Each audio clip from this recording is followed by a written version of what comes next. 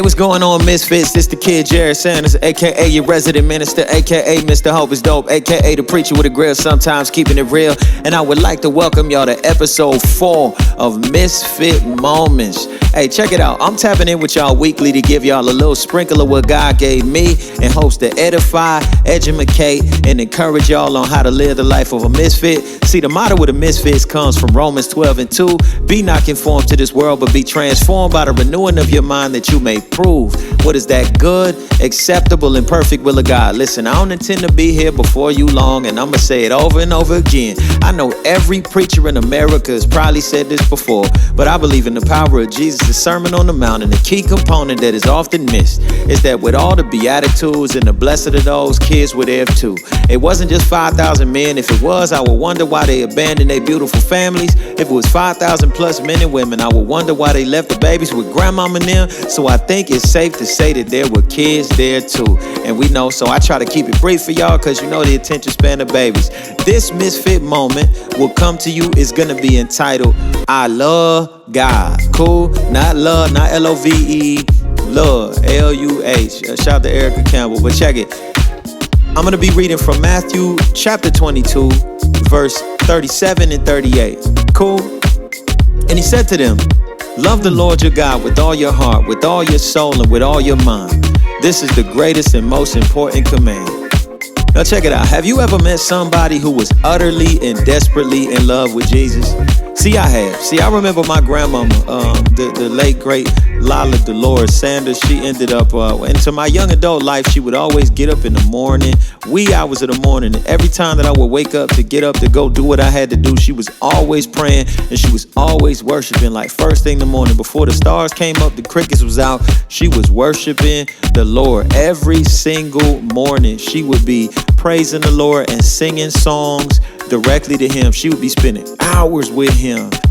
I just recall those mornings and I always hold them in precious memory because it felt like she just knew and she worshiped like she had this deep anticipation that she was going to soon see Jesus. She acted toward God the way we act toward people that we are madly in love with. She didn't just deal with God like a figure in the sky, but like her love of her life. And see, when you're truly in love, you go to great lengths to be with the one that you love. And she worshiped and she prayed like she was desperate to be in his presence. You drive, and I remember when I was with my wife now, I would drive hours to get to Petersburg, even if it was only for a little bit of time to spend with her.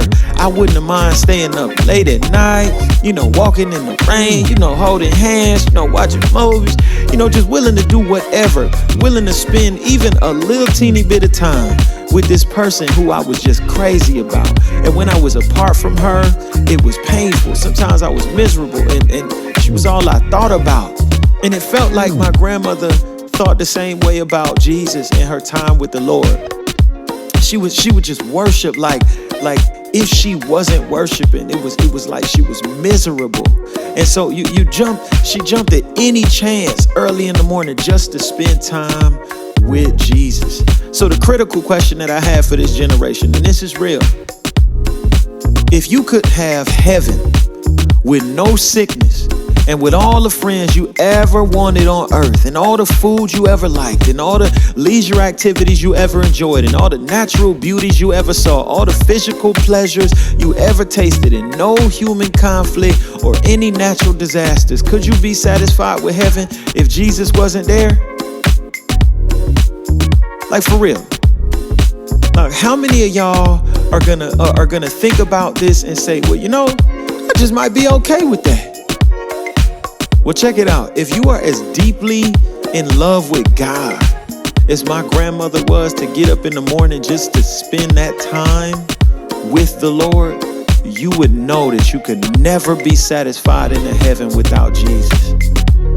Have you ever met a person so completely in love with God? If you had the chance, call them up today.